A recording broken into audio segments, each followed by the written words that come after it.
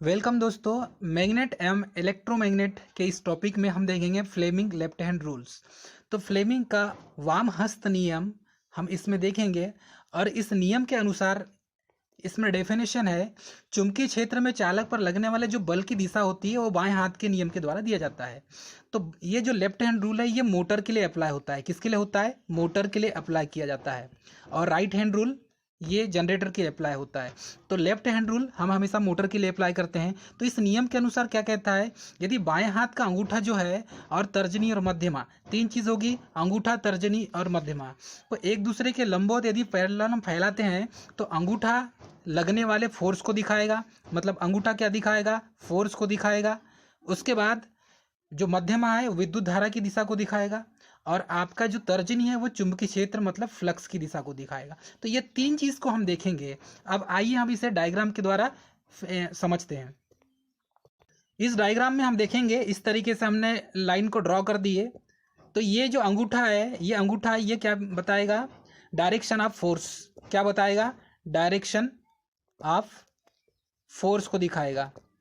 ठीक है, मतलब ये डायरेक्शन ऑफ फोर्स को दिखाएगा।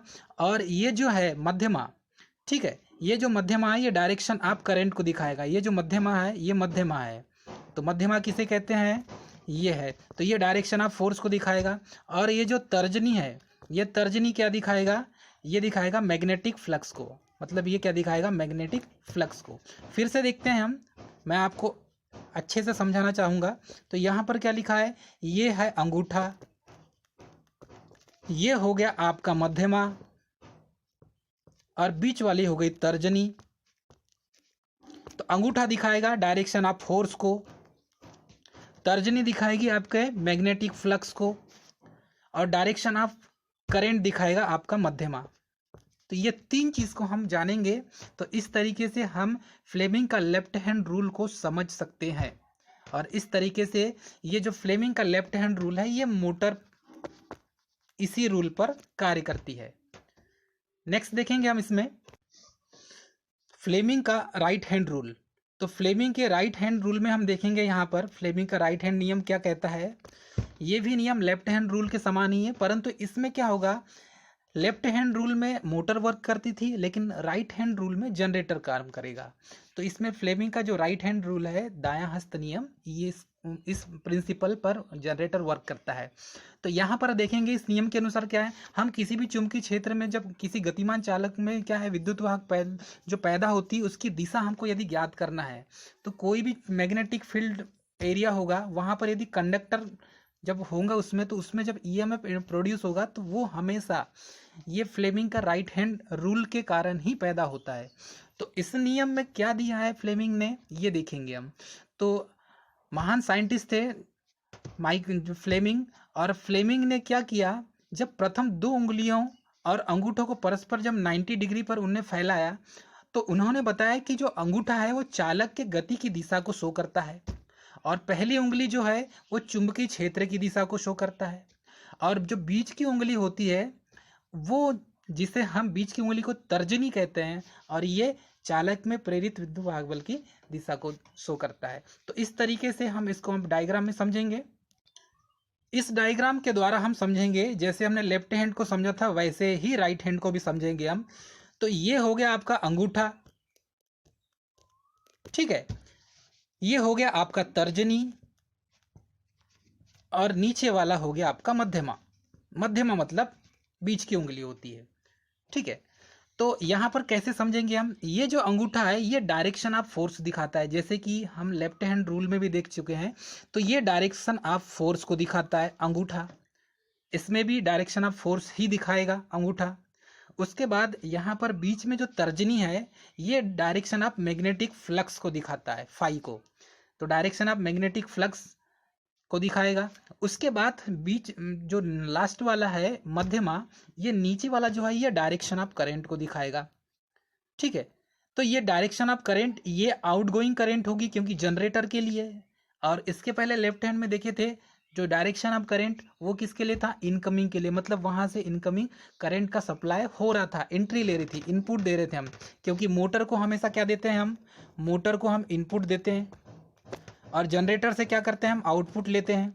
तो ये वाला जो पोर्शन होगा, ये जो मध्यमा वाला जो पोर्शन होगा, यहाँ से हमें करंट आउटपुट के रूप में मिलेगी। हमें क्या मिलेगी? आउटपुट के रूप में। मतलब यहाँ से हमें वोल्टेज प्राप्त होगा। क्या प्राप्त होगा? वोल्टेज। ठीक है, तो इस तरीके से हम फ्लेमिंग के राइट हैंड रूल को समझ सकते हैं, और इससे अच्छा इजी वे में कुछ नहीं हो सकता। इससे बहुत अच्छे से मैं ऐसा करता हूँ कि आपको भी समझ में आ गया होगा।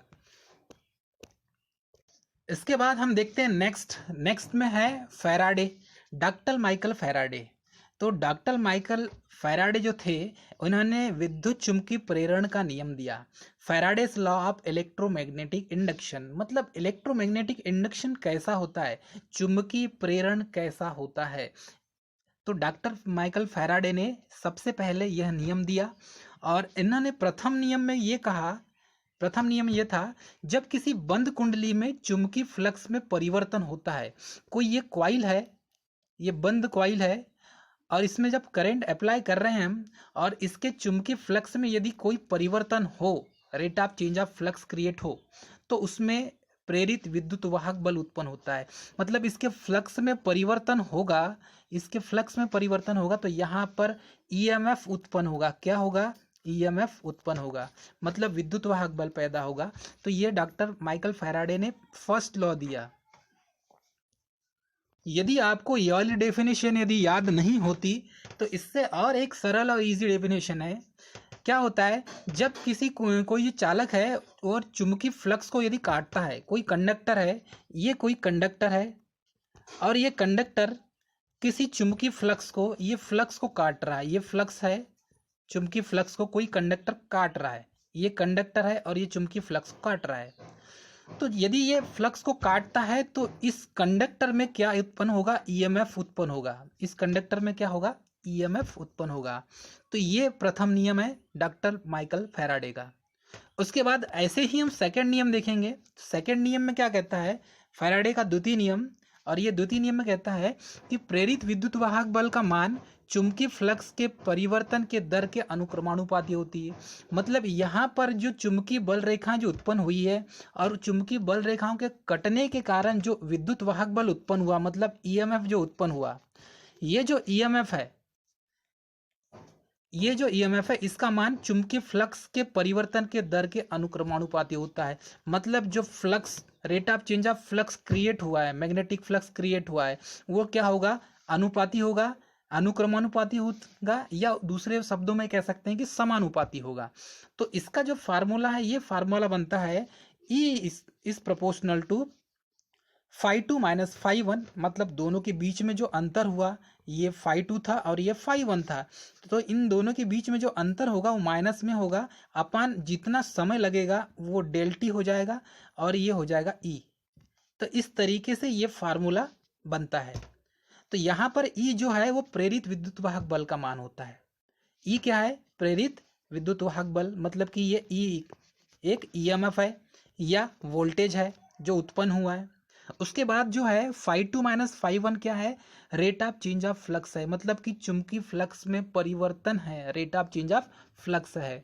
और जो परिवर्तन के बाद समय में जो उतना परिवर्तन होने में जो समय लगा, अल्प समय जो लगाऊंगा, तो rate of change of time, मतलब कि डेल टी क्या हो जाएगा? ये हो जाएगा समय।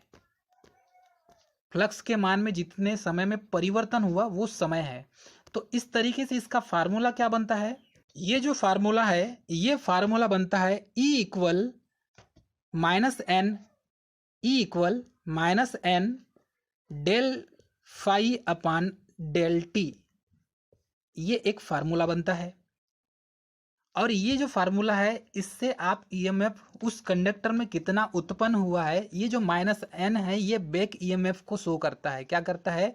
बैक ईएमएफ को शो करता है। तो ये जो फार्मूला बना यहाँ पर, इसमें देखिए हमने जो डेल टी है, डेल टी का डेल फाई जो है, वो डेल फाई क्या है? ये डेल फाई क्या है?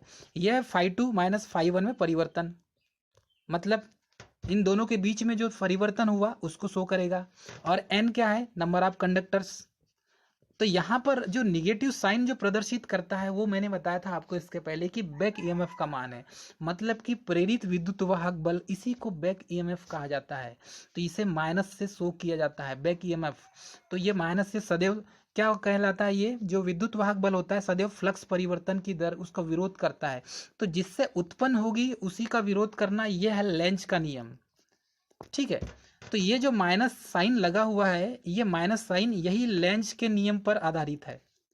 और यहाँ पर जिससे प्रेरित विद्युत वाहक बल सदैव फ्लक्स परिवर्तन का क्या करता है, विरोध करता है। और यही लेंज का नियम भी है, जिससे उत्पन्न होगी उसी का विरोध करती है।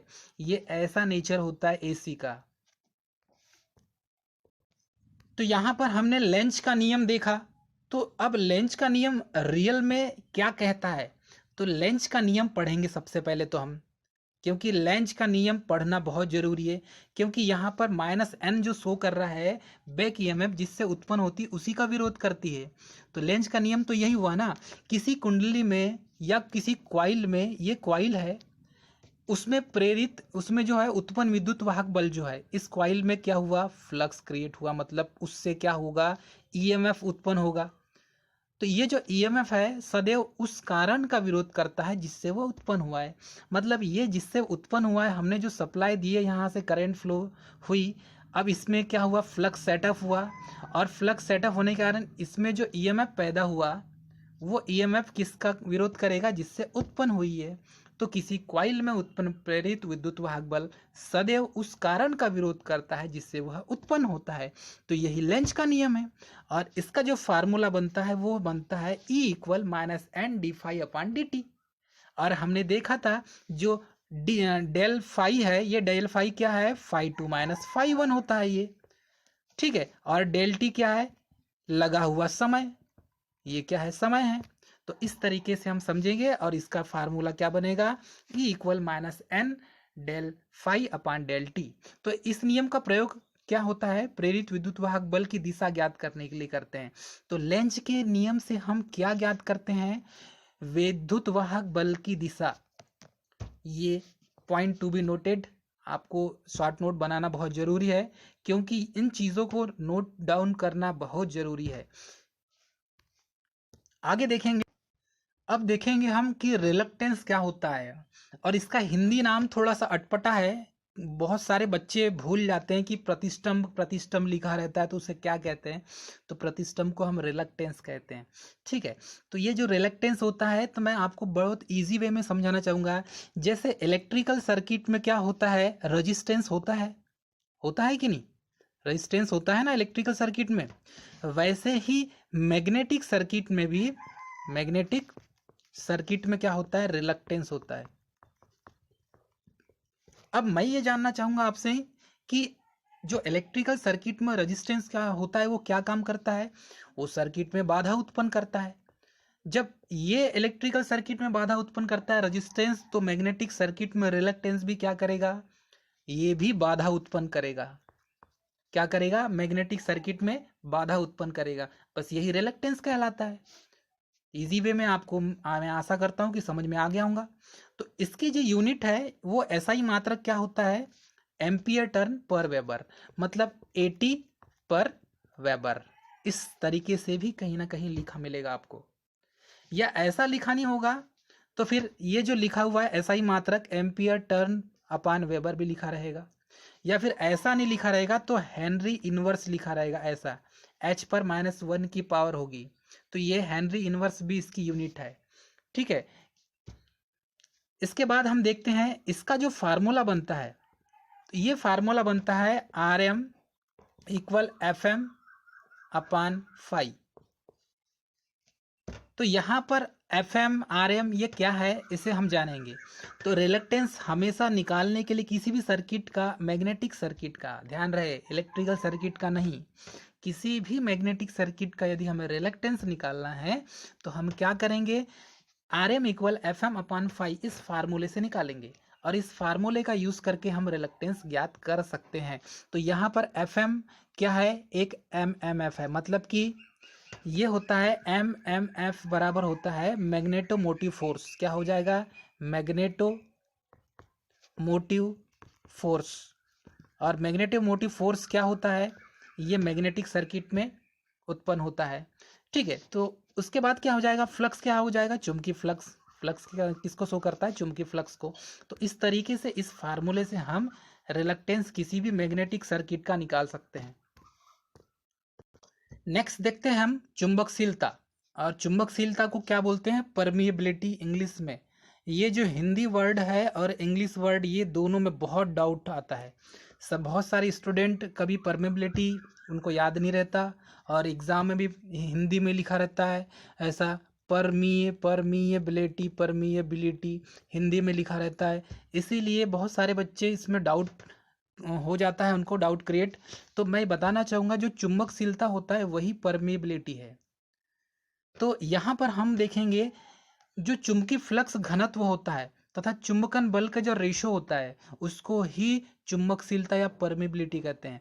तो चुंबकीय फ्लक्स घनत्व, मैग्नेटिक फ्लक्स डेंसिटी जिसे बी से शो करते हैं, चुंबकीय फ्लक्स घनत्व जिसे मैग्नेटिक फ्लक्स डेंसिटी भी कहते हैं। और उसके साथ हो गया चुंबकन बल। ठीक है, तो उसके साथ क्या हुआ, चुंबकन बल। तो ये चुंबकन बल मतलब फोर्स का दोनों का जो रेशो होगा ये परमेबिलिटी म्यू होगा। इसको म्यू से शो किया जाता है परमेबिलिटी को। ठीक है, तो ये परमेबिलिटी का फार्मूला क्या हुआ, यहाँ पर हमने क्या देखा, यहाँ पर चुंबकीय फ्लक्स घनत्व और चुंबकन बल के बीच का जो रेशो है ये क्या कहलाएगा, चुंबकशीलता कहलाएगा। और ध्यान रहे चुंबकशीलता इसकी यूनिट नहीं होती, ये बहुत बार पूछा गया है, इसकी यूनिट नहीं होती। मोस्ट इंपॉर्टेंट स्टार लगा दीजिए। फिर वायु तथा निर्वात की चुंबकशीलता का मान हमेशा क्या होगा, 1 होगा। इकाई, या तो इकाई लिखा रहेगा या तो 1 लिखा रहेगा। तो लोहे की जो चुंबकशीलता इस्पात की तुलना में अधिक होता है। तो लोहे की चुंबकशीलता क्या है और इस्पात की चुंबकशीलता, तो लोहे की चुंबकशीलता अधिक मिलेगी, ध्यान रहे, और इस्पात की चुंबकशीलता कम मिलेगी, क्योंकि लोहे की चुंबकशीलता जो परमेबिलिटी होती है वो अधिक होती है। या ये भी पूछ सकता है कि वायु तथा निर्वात की चुंबकशीलता कितनी होती है, तो वायु या निर्वात की चुंबकशीलता हमेशा 1 होती है, इकाई इकाई होती है। ये बहुत बार पूछा गया, मोस्ट इंपॉर्टेंट है। इसके देखो ये जो 3 पॉइंट है, फर्स्ट सेकेंड और थर्ड, ये तीनों मोस्ट इंपॉर्टेंट है, बहुत बार एग्जाम में पूछे गए हैं। तो मैं चाहता हूं कि सभी स्टूडेंट शॉर्ट नोट्स बना लें और ये जो मेन कंटेंट हैं इसको लिख लें, क्योंकि एग्ज़ाम ओरिएंटेड यही है। तो इसके बाद देखेंगे हम प्रतिष्ठंभता मतलब रिलेक्टिविटी। तो रिलेक्टिविटी क्या होती है, जैसे चुंबकशीलता पढ़े थे परमिबिलिटी, वैसे ही प्रतिष्ठंभिता भी होती है रिलेक्टिविटी। तो रिलेक्टिविटी में क्या होता है कि वैद्युत परिपथ में विशिष्ट प्रतिरोध की भांति ही चुंबकीय परिपथों में क्या है, विशिष्ट रिलेक्टेंस होता है। जैसे मैंने बताया आपको इलेक्ट्रिकल सर्किट में रेजिस्टेंस होता है, ठीक है, वैसे ही मैग्नेटिक सर्किट में भी क्या होता है, रिलक्टेंस होता है। अब इन दोनों में समानता यही है कि ये मैग्नेटिक सर्किट में काम करता है और रेजिस्टेंस इलेक्ट्रिकल सर्किट में काम करता है। तो जैसे रेजिस्टिविटी होती है वैसे ही रिलक्टिविटी भी होती है। तो वैद्युतिक जो परिपथ होते हैं उसमें विशिष्ट प्रतिरोध की भांति ही चुंबकीय परिपथ में भी क्या होता है, विशिष्ट रिलक्टेंस होता है, और वही रिलेक्टिविटी कहलाती है। बाकी इसका जो डेफिनेशन है बहुत ईजी है, आगे देखेंगे हम। बहुत से स्टूडेंट परमियंस प्रवेश्यता क्या है, प्रतिष्ठंभता क्या है, इसमें बहुत डाउटफुल रहता है उन्हें। तो मैं सारे स्टूडेंट से कहना चाहूँगा कि आज इस वीडियो को देखने के बाद, आज के जो स्टडी के बाद, मुझे लगता है कि आपको डाउट नहीं होगा किसे क्या कहते हैं और किसकी यूनिट क्या क्या होती है, ये सब समझ में आ जाएगा। तो हम देखेंगे परमियंस। अब परमियंस क्या है, परमियंस मतलब कि परमिशन देने वाला, मतलब प्रवेश्यता देने वाला। तो यहाँ पर इस फार्मूले में हम देखेंगे, इस फार्मूले में सबसे ज़्यादा आपको मिलेगा कि किसी पदार्थ का वह गुण जो उसमें चुंबकीय फ्लक्स, पदार्थ का गुण होगा जिसमें चुंबकीय फ्लक्स स्थापित करने में सहायक होता है। तो फ्लक्स सेटअप करने के लिए, तो फ्लक्स सेटअप करने के लिए जो सहायता करे या हेल्प करे, किसी भी पदार्थ में फ्लक्स सेटअप करने के लिए सहायक जो होगा वही परमियंस होगा, वही परमियंस कहलाएगा। तो यह रिलक्टेंस का विलोम होता है, हमेशा याद रहे किसका विलोम होता है, रिलक्टेंस। रिलक्टेंस क्या करता है, बाधा उत्पन्न करता है, और परमियंस क्या करता है, अरे फ्लक्स सेटअप करने में सहायता करता है, क्योंकि रिलक्टेंस जो होता है वो सर्किट में बाधा उत्पन्न करता है, मतलब फ्लक्स सेटअप होने नहीं देता। और परमियंस जो होता है ये फ्लक्स को सेटअप करने देता है, सहायक होता है उसका। तो इस तरीके से हम इसकी डेफिनेशन को समझ सकते हैं। तो परमियंस की यूनिट क्या होती है? परमियंस की एसआई यूनिट जो होती है वो एसआई यूनिट है वेबर एम्पियर टर्न। क्या हो जाएगा? वेबर पर एम्पियर टर्न। ऐसा भी लिख सकते हैं हम, या तो कहीं ना कहीं रो लिखा होगा, इस टाइप से रो लिखा होगा, या हिंदी में ऐसा रो लिखा होगा, तो हम इसे समझ जाएंगे कि देखो इसकी यूनिट क्या क्या हो गई। या तो वेबर पर एम्पियर टर्न हो जाएगी, या इस टाइप से भी लिख सकते हैं वेबर पर एम्पियर टर्न, या तो फिर इसमें रो लिखा रहेगा। तो इसकी यूनिट क्या हो गई? वेबर पर एम्पियर टर्न या रो। तो इसका जो रो से शो किया जाता है, या कहीं रो भी लिखा होगा तो भी समझ लेंगे कि ये परमियंस की यूनिट है। ठीक है, तो वैसे ही हम जैसे परमियंस की डेफिनेशन देखे थे, वैसे ही हम सस्पेक्टिबिलिटी की भी डेफिनेशन देखेंगे। तो सस्पेक्टिबिलिटी की डेफिनेशन क्या मिलेगी? सस्पेक्टिबिलिटी को बोलते हैं आग्रहिता। आग्रहिता, तो इसकी जो परिभाषा होगी, किसी पदार्थ के लिए चुंबकन की तीव्रता, मतलब कि मैग्नेटिज्म की जो इंटेंसिटी है, चुंबकन की जो इंटेंसिटी है, वो इंटेंसिटी के बारे में हम पढ़ेंगे। तो इंटेंसिटी और चुंबकन बल मतलब कि फोर्स, इन दोनों का रेशो होगा, और वो रेशो क्या कहलाएगी? सस्पेक्टिबिलिटी कहलाएगी। तो ध्यान रहे, यहाँ पर दो चीज़ को देखना पड़ेगा। कोई भी पदार्थ हो, कोई भी मैटर है, और उस पदार्थ में जो चुंबकन होने की, चुंबकित होने की जो इंटेंसिटी, चुंबकित होने की जो तीव्रता है उसकी, तथा चुंबकन बल का, दोनों का जो रेशो होगा, वही सस्पेक्टिबिलिटी कहलाएगी। तो इस तरीके से हम सस्पेक्टिबिलिटी को समझ सकते हैं। अब बहुत बार एग्जाम में पूछा भी जाता है। इसके बाद हम देखेंगे रिटेंटिविटी, और रिटेंटिविटी भी जो है मैग्नेट का बहुत अच्छा चैप्टर है। इसके बारे में भी पढ़ना बहुत ज़रूरी है कि रिटेंटिविटी क्या होती है, जिसे हम धारण शक्ति बोलते हैं। मतलब चुंबकत्व के गुण धारण करने के लिए जो मटेरियल हम यूज़ करते हैं, वही उसकी धारण शक्ति कहलाती है। तो किसी पदार्थ के जो जो रेसिडुअल मैग्नेटिज्म है, जिसे हम अपशिष्ट चुंबक बोलते हैं, अपशिष्ट चुंबकत्व, अपशिष्ट चुंबकत्व, तो ये अपशिष्ट चुंबकत्व की जो धारण करने की जो शक्ति होती है या गुण होती है, वही धारण शक्ति मतलब कि रिटेंटिविटी कहलाती है।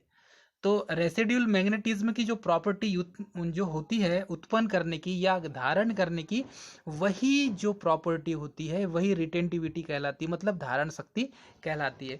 तो इसमें क्या होता है, किसी पदार्थ की जो धारण शक्ति अधिक होती है या कम होती है, वो किस पर डिपेंड करेगा? वह स्थायी चुंबक बनने के लिए उपयुक्त है या नहीं है, या विद्युत चुंबक बनने के लिए उपयुक्त है या नहीं है, ये उसकी रिटेंटिविटी पर डिपेंड करेगा, मतलब उसकी धारण शक्ति पर डिपेंड करेगा कि वो जो पदार्थ है उसकी धारण शक्ति मतलब स्थायी चुंबक बनाने लायक है या नहीं है, या विद्युत चुंबक बनाने लायक है या नहीं है। ये हम कैसे पहचानेंगे? उसकी धारण शक्ति मतलब उसकी रिटेंटिविटी से पहचानेंगे हम। इसके बाद देखेंगे हम फ्लक्स लीकेज फैक्टर। तो ये जब फ्लक्स लीकेज फैक्टर है, फ्लक्स का लीकेज होना बहुत ज़रूरी है, और इसमें किस फैक्टर में, किस लेवल में लीकेज होता है उसे देखेंगे हम। तो टोटल फ्लक्स जो होगा और जो यूजफुल फ्लक्स होगा, इन दोनों का जो रेशियो होगा वही लीकेज फ्लक्स कहलाता है, और वो लीकेज फ्लक्स का फैक्टर कहलाएगा। मतलब कि कुल फ्लक्स और जो यूजफुल फ्लक्स है उसका जो रेशियो होगा वही फ्लक्स लीकेज का फैक्टर कहलाता है। तो टोटल फ्लक्स फाई, ठीक है, और उसके बाद यूजफुल फ्लक्स जो है, यूजफुल फ्लक्स फाई, इन दोनों का रेशियो क्या कहलाएगा? आपका फ्लक्स लीकेज फैक्टर कहलाएगा। तो ये परिभाषा भी हमें, ये डेफिनेशन भी हमें याद रहना चाहिए, क्योंकि ये परिभाषा कई बार, इवन कहना चाहिए वाई में कई बार पूछ लिया जाता है, और बच्चे बता नहीं पाते कि फ्लक्स लीकेज फैक्टर क्या होता है, या फ्लक्स लीकेज क्या है, या फ्लक्स क्या होती है। तो इनके बारे में हमें डीप नॉलेज बहुत ज़रूरी है, और इसी चीज़ को देखते हुए मैंने ये वीडियो को बनाना स्टार्ट किया, ताकि जो स्टूडेंट है, आईटीआई स्टूडेंट या पॉलिटेक्निक स्टूडेंट, इनको बहुत अच्छे से समझ में आए बारीकी से। तो देखेंगे हम इसके बाद देखेंगे चुंबकीय पदार्थ। तो चुंबकीय पदार्थ जो मैग्नेटिक सब्सटेंस होते हैं, ये कैसे होते हैं, पहली बात तो हम ये समझेंगे। चुंबकीय पदार्थ कई बार हम यूज़ तो करते हैं, लेकिन हमें पता नहीं रहता कि ये कौन सा मटेरियल है करके। ठीक है, तो यहाँ पर देखेंगे सबसे पहले प्रतिचुंबकीय पदार्थ। ये 3 टाइप के होते हैं, डाई, फेरो और पेरा। मतलब प्रतिचुंबकीय, अनुचुंबकीय और उसके बाद क्या है मुझे पता है, बाकी स्टूडेंट को भी मालूम है, लौह चुंबकीय होता है। तो प्रतिचुंबकीय पदार्थ, अनुचुंबकीय पदार्थ और लौह चुंबकीय पदार्थ। तो चुंबकीय पदार्थ को 3 भाग में डिवाइड किया गया, मतलब 3 टाइप में डिवाइड किया गया है। तो यहाँ पर सबसे पहले देखेंगे हम प्रतिचुंबकीय पदार्थ। तो प्रतिचुंबकीय पदार्थ क्या होता है? तो प्रतिचुंबकीय पदार्थ में अक्सर ये चुंबकित होते कि नहीं होते, ये हमें पता रहना चाहिए। तो इसमें क्या होता है, इसके डेफिनेशन से हम जानेंगे। ये जो प्रतिचुंबकीय पदार्थ होता है या डायमैग्नेटिक सब्सटेंस, तो ये क्या है, यदि इसको हम चुंबकीय क्षेत्र में रखते हैं, इस मटेरियल को या इस पदार्थ को चुंबकीय क्षेत्र में रखते हैं, तो ये क्या होता है, विपरीत दिशा में चुंबकित हो जाता है। ये इसकी प्रॉपर्टी है। तो ये विपरीत दिशा में यदि चुंबकित होता है तो ये क्या कहलाएगा, प्रतिचुंबकीय। ठीक है, समझ में आया। ये क्या होता है, यदि चुंबकीय क्षेत्र में यदि रखते हैं इस पदार्थ को, तो ये विपरीत दिशा में चुंबकित हो जाता है। तो ये प्रतिचुंबकीय पदार्थ कहलाएगा, डायमैग्नेटिक सब्सटेंस कहलाएगा। और इसमें जो एग्जाम्पल है, जो मटेरियल हम यूज करते हैं, तो वो होता है जस्ता, बिस्मथ, नमक, जल और तांबा इत्यादि, और बहुत सारे हैं प्रतिचुंबकीय में। तो प्रतिचुंबकीय में और कौन कौन से मटेरियल है मैं बताना चाहूँगा। बिस्मथ है, जिंक है, कॉपर है, सिल्वर है, गोल्ड है, डायमंड है, साल्ट है, वाटर है, मरकरी भी है, नाइट्रोजन गैस भी है, हाइड्रोजन गैस भी है और लकड़ी भी है। मतलब इतने सारे जो मटेरियल हैं, ये प्रतिचुंबकीय पदार्थ के अंतर्गत आते हैं, डायमैग्नेटिक पदार्थ के अंदर आते हैं। और इनकी जो परमिबिलिटी जो होती है, वो फ्री स्पेस की परमिबिलिटी से कम होती है। कहने का मतलब है, इसकी जो परमिबिलिटी है, जो फ्री स्पेस है, मतलब एयर वाला, उससे कम होती है। या ये बोल सकते हैं कि mu r is less than, slightly less than 1 and negative, ये भी बोल सकते हैं। या तो हम इस टाइप से भी बोल सकते हैं इसे, 0 इज लेस देन म्यू, है ना, म्यू आर ऐसा लिखेंगे परमिबिलिटी के लिए। ठीक, लेस देन 1 मतलब 1 से कम। ये जो है 1 से क्या है, कम है। इस तरीके से हम ये जो है इसे समझ सकते हैं। और दूसरी बात क्या है, इसकी जो परमिबिलिटी इकाई में कुछ कम होती है, कुछ अंश होगा कम होगा, क्योंकि यूनिट से क्या हो रही है, कम हो रही है, इकाई से कम हो रही है। तो इस तरीके से हम इसे समझ सकते हैं। ठीक है, इसके बाद देखते हैं हम अनुचुंबकीय पदार्थ। अनुचुंबकीय पदार्थ क्या होता है, पैरामैग्नेटिक सब्सटेंस। तो पैरामैग्नेटिक सब्सटेंस जो है, ये क्या है, यदि इसको चुंबकीय क्षेत्र में यदि रखते हैं, तो ये मामूली से चुंबकित होता है, मतलब थोड़ा सा चुंबकित होगा। यदि हम अनुचुंबकीय पदार्थ को किसी चुंबकीय क्षेत्र में या मैग्नेटिक फील्ड में रखते हैं, तो ये मामूली से, मतलब थोड़ा सा चुंबकित हो जाता है। तो थोड़ा सा चुंबकित मतलब कि चुंबक के गुण इसके अंदर थोड़ा से आएंगे, मतलब ये समझो 100% में मात्र 10% आया, तो ये क्या कहलाएगा, अनुचुंबकीय पदार्थ कहलाएगा। और ये अनुचुंबकीय पदार्थ, इसके जो एग्जाम्पल है, ये एग्जाम्पल कौन कौन से हैं, अरे प्लेटिनम है, क्रोमियम है, सोडियम है, मैग्नीशियम है, एल्युमिनियम है, ऑक्सीजन है, और बहुत सारे हैं। यदि और देखना चाहें इसमें, तो अनुचुंबकीय पदार्थ में बहुत सारे हैं। एयर भी है अनुचुंबकीय पदार्थ में, इसके एग्जाम्पल में एयर भी आता है, एल्युमिनियम आता है, सोडियम है, ठीक है, पोटेशियम है, मैग्नीज भी है, ऑक्सीजन है, टीन है। ये बहुत सारे हैं एग्जाम्पल जो अनुचुंबकीय पदार्थ के अंतर्गत आते हैं। और इनकी जो परमिबिलिटी होती है, वो इकाई मान से कुछ अधिक होती है। तो हम इकाई मान से अधिक है, तो इसे हम क्या लिख सकते हैं, 0 is greater than mu r is greater than 1, मतलब 1 से अधिक हुआ कि नहीं, इसमें 1 से अधिक हुआ, तो इस तरीके से इसे हम लिख सकते हैं। ठीक है, उसके बाद देखेंगे थर्ड में हम, तो थर्ड जो टाइप है, ये है लौह चुंबकीय पदार्थ। अब लौह चुंबकीय पदार्थ फेरोमैग्नेटिक सब्सटेंस की बात की जा रही है। तो ये जो फेरोमैग्नेटिक मटेरियल को यदि किसी मैग्नेटिक फील्ड में रखते हैं, चुंबकीय क्षेत्र में रखते हैं, तो ये प्रबल रूप से चुंबकित हो जाता है। और जब प्रबल रूप से चुंबकित हो जाता है तो इसका मैग्नेट भी आसानी से बन जाएगा। तो इसके एग्जाम्पल क्या क्या हो जाएंगे? निकिल हो जाएगा, लोहा, फौलाद, कोबाल्ट और इस्पात, और बहुत सारे हैं, आयरन, निकिल, मैग्नेटाइट, स्टील, ये सब फेरोमैग्नेटिक मटेरियल के अंतर्गत आते हैं। तो इसका जो मान है ये क्या हो जाएगा? Mu r is greater than 1, मतलब कि एक से अधिक मान होगा इसका, होगा कि नहीं? इसकी जो परमिबिलिटी है, ये म्यू आर जो लिखा हुआ है यही परमिबिलिटी है, इसको परमिबिलिटी को म्यू आर लिखा जाता है। तो इसका मान इकाई से काफ़ी अधिक होता है, वो भी कितने? 1000 अधिक होता है। तो 1000 अधिक होता है, इसका मतलब यही हुआ कि म्यू का मान 1 से 1000 तक होगा। कितना होगा? किस किस के बीच में होगा?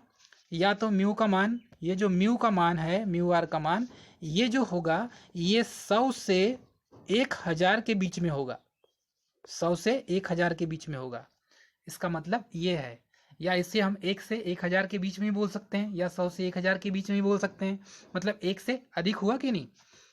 इसके बाद देखेंगे हम, ये जो फेरोमैग्नेटिक मटेरियल है या लौह चुंबकीय पदार्थ, ये दो टाइप के होते हैं अक्सर, हार्ड और एक होता है सॉफ्ट। तो हार्ड फेरो मैग्नेटिक मटेरियल और सॉफ्ट फेरो मैग्नेटिक मटेरियल, दो टाइप के मटेरियल होते हैं। एक हार्ड मैग्नेटिक मटेरियल होगा और दूसरा सॉफ्ट मैग्नेटिक मटेरियल होगा। तो सॉफ्ट फेरो मैग्नेटिक मटेरियल में कौन कौन से आ जाते हैं? इसमें nickel, iron, cobalt, tungsten, aluminium, ये सब आते हैं सॉफ्ट फेरोमैग्नेटिक मटेरियल के अंतर्गत। और जो हार्ड फेरोमैग्नेटिक मटेरियल के अंतर्गत आते हैं वो आता है एल्निको, मतलब एल्युमिनियम, निकिल और कोबाल्ट। तो एल्युमिनियम, निकिल और कोबाल्ट ये तीनों हार्ड स्टील, या इसे हार्ड स्टील भी कहते हैं एल्निको को। तो ये जो है ये हार्ड फेरोमैग्नेटिक मटेरियल के अंतर्गत आते हैं। और हार्ड फेरोमैग्नेटिक मटेरियल के अंतर्गत आने के कारण ही इनका जो है आसानी से मैग्नेटाइज व डीमैग्नेटाइज नहीं होते। कौन से? Hard magnetic material. तो हार्ड फेरोमैग्नेटिक मटेरियल आसानी से मैग्नेटाइज भी नहीं होते और डीमैग्नेटाइज भी नहीं होते, मतलब चुंबकित भी नहीं होंगे आसानी से और विचुंबकित भी नहीं होंगे। अर्थात इनका चुंबकत्व, चुंबक बन गया तो समाप्त नहीं होगा जल्दी, ठीक है, और नहीं तो फिर बनेगा नहीं चुंबक जल्दी। तो ये इसकी दो सिचुएशन होती है। और जो सॉफ्ट फेरोमैग्नेटिक मटेरियल होते हैं ये आसानी से मैग्नेटाइज और डीमैग्नेटाइज दोनों हो जाते हैं, मतलब चुंबकित और विचुंबकित दोनों हो जाते हैं। तो इस तरीके से इसे एक्सप्लेन किया जाता है। इसके बाद देखेंगे हम क्यूरी ताप, ये भी बहुत जरूरी है। क्यूरी ताप, क्यूरी टेम्परेचर, तो ये वह ताप होता है, मतलब ऐसा जो ताप जिसके ऊपर पदार्थ अणुचुंबकीय या जिसके नीचे पदार्थ लौह चुंबकीय बन जाता है, मतलब अणुचुंबकीय बनेगा या लौह चुंबकीय बन जाएगा। तो वो जो होता है क्यूरी टेम्परेचर होता है। जैसे कि Fe हो गया, निकिल हो गया, कोबाल्ट। तो आयरन, ठीक है, 973 डिग्री केल्विन और निकिल 673 डिग्री केल्विन पर क्यूरी ताप पर क्या बन जाएगा? अणुचुंबकीय या फिर उसके नीचे लौह चुंबकीय बन जाएगा, या कोबाल्ट बन जाएगा 373 डिग्री केल्विन पर। तो ये इस पदार्थ में देखो, ये टेम्परेचर के जो ऊपर है ये अणुचुंबकीय बन जाएगा या तो फिर बन जाएगा लौह चुंबकीय। तो ये दोनों सिचुएशन क्रिएट होती है, या तो अणुचुंबकीय बन जाएगा या फिर लौह चुंबकीय बन जाएगा। तो ये दोनों सिचुएशन क्रिएट हो जाती है इसमें। तो यही क्यूरी टेम्परेचर कहलाता है। तो क्यूरी टेम्परेचर की डेफिनेशन क्या है? उसकी डेफिनेशन है वह ताप जिसके ऊपर पदार्थ अणुचुंबकीय या जिसके नीचे पदार्थ लौह चुंबकीय बन जाता है, वही क्यूरी ताप कहलाता है। उसके बाद हम देखेंगे डोमेन। ये डोमेन क्या है? बहुत बार पूछा गया है डोमेन। तो ये मैग्नेटिज्म में या चुंबकत्व में सबसे ज़्यादा यूज किया जाने वाला वर्ड है। तो चुंबक में क्या है? असंख्य परमाणुओं के समूह को हम डोमेन कहते हैं, क्योंकि ये जो परमाणु दिखते तो नहीं परंतु स्ट्रॉन्ग बॉन्ड होता है इनमें और ये कार्य करते हैं, किसी भी आयरन पीस को अपनी ओर अट्रैक्ट करेंगे। तो ये जो फोर्स क्रिएट होता है, तो ये असंख्य परमाणुओं का एक ग्रुप होता है, एक समूह होता है, उसी को हम डोमेन कहते हैं। और एक डोमेन में कम से कम 10⁻18 से 10⁻21 तक परमाणु होते हैं। ये पॉइंट टू बी नोटेड। तो एक डोमेन में इतने परमाणु होंगे और लौह चुंबकीय पदार्थ का जो तीव्र चुंबकन डोमेन के कारण ही होता है। मतलब जितना स्ट्रांग मैग्नेटिक फील्ड होगा उसका, जो भी लौह चुंबकीय पदार्थ है, यदि तीव्रता से चिपकता है तो उसका डोमेन भी क्या होगा, अधिक होगा। और उसी के कारण इसमें क्या होगा कि चुंबक आसानी से किसी भी आयरन पीस को खींच लेगा या चिपक जाएगा। तो ये उसकी डोमेन क्वालिटी के कारण होता है। तो इसका जो डायग्राम है ये इस टाइप से होता है। इस टाइप से हम इसको दिखा सकते हैं इस डायग्राम में, ठीक है।